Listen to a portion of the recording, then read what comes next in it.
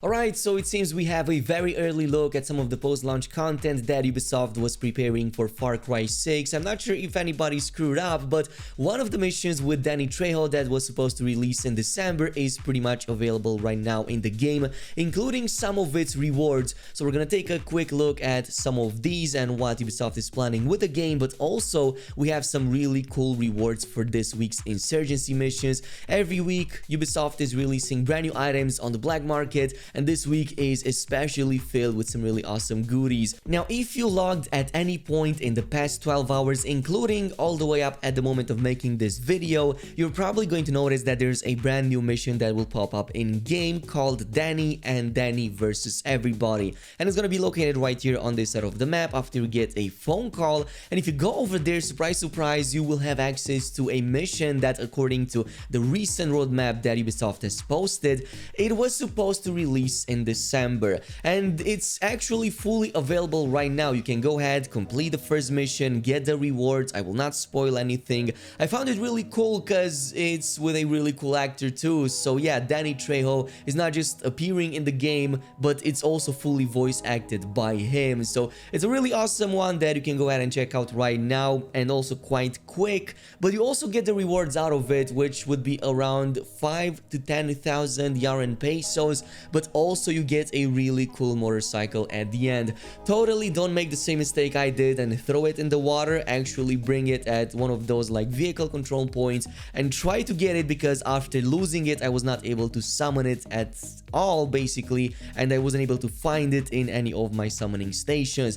With that out of the way though, it seems that this was a mistake on somebody's part, because this is a multi-series mission, or a series of missions that kind of starts with this one, but you also have to continue it. And even at the end of the mission you kind of get a hint that you're supposed to continue it, but the second call never happens. So yeah, definitely go ahead, try to complete this if you want to, maybe get some rewards in the process, because something tells me Ubisoft might not let this up for too long. With that out of the way though, let's talk about this week's rewards, including for the black market and the insurgency missions. Yeah, we have two new weapons on the black market, including a custom SPS-12 shotgun that, by the way, is really amazing. Also, the Eldritch Truth SMG that yesterday was in the paid shop has finally been added to the black market shop, so you don't have to waste any real world money on it. We also have the steel plate set right here against blast damage, and the boots from the clown set, which works really well with the shotgun that we will check in just a little bit. And of course, the insurgency called La Fiesta grenade launcher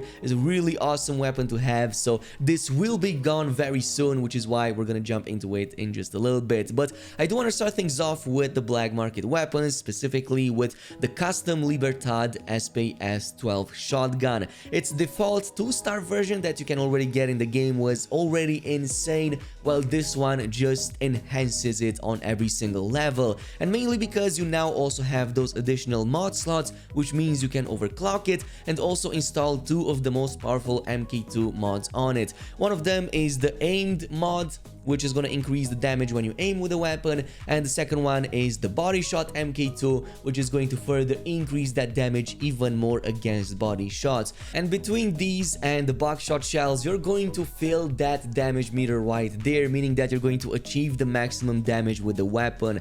And I'm not gonna lie, I'm loving it. I already loved the default version. This one is even better because you're dealing way more damage. You don't have to worry too much about headshots, because even body shots will one-shot almost every single enemy. Now, there are some disadvantages to the weapon, mainly when it comes to reloading it. You kind of have to reload every single bullet one at a time, which takes very long.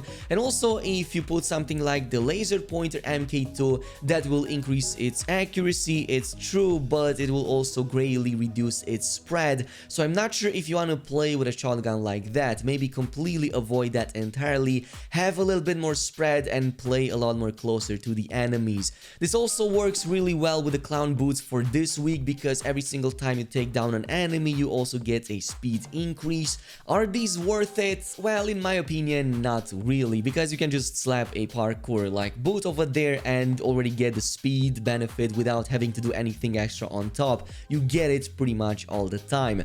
Out of the way, of course, with these, let's talk about the Eldritch Truth. This is a really awesome SMG and a variant to the 3-star that already exists exists in the game, except again you can overclock it and slap MK2 mods onto it. I really like how precise this weapon is. It's very stable, relatively speaking, to how much of a magazine size it has and how fast it can throw bullets at the enemies. Now, compared with the regular 3-star PPSH, you can see that, yeah, the stats are pretty close. The only difference you're seeing here is in the fact that I can slap more MK2 mods on the Eldritch Truth, but that's pretty much it. But now that it is free, it is definitely worth hunting for it and, you know, just paying the moneta necessary to buy it, since you're getting all of those benefits on top. There's not too many downsides to it. It also looks amazing, like the skin is one of the cooler ones in the game, and you also get a 4-star SMG that looks kind of like a Tommy gun, so kind of loving the aspect right there. But there's one final weapon that you get from this week's Insurgency missions, and this is the La Fiesta, and it's a very strange kind of weapon. It's a 4-star, but you can't really modify anything since it is a unique one. So the grenade launcher comes with full out of full damage right there on it, and you might be looking at the mods. It comes with like fire grenades, which you might be thinking, well, these aren't that great, right? Also comes with a nimble shooter, which improves movement speed while aiming, and the high ground improves weapon damage to enemies below you. You might be thinking that this is a, you know, mediocre weapon, but in reality, it's pretty insane, so much so that it's very useful against almost any type of encounter, specifically because of the fire grenades. They still explode, dealing explosive damage, but then they also set things on fire, including enemies, so they take additional damage over time. You will also get additional damage over time if you get too close to the explosion point, so maybe try to use the fire set to prevent some of that damage being dealt onto you.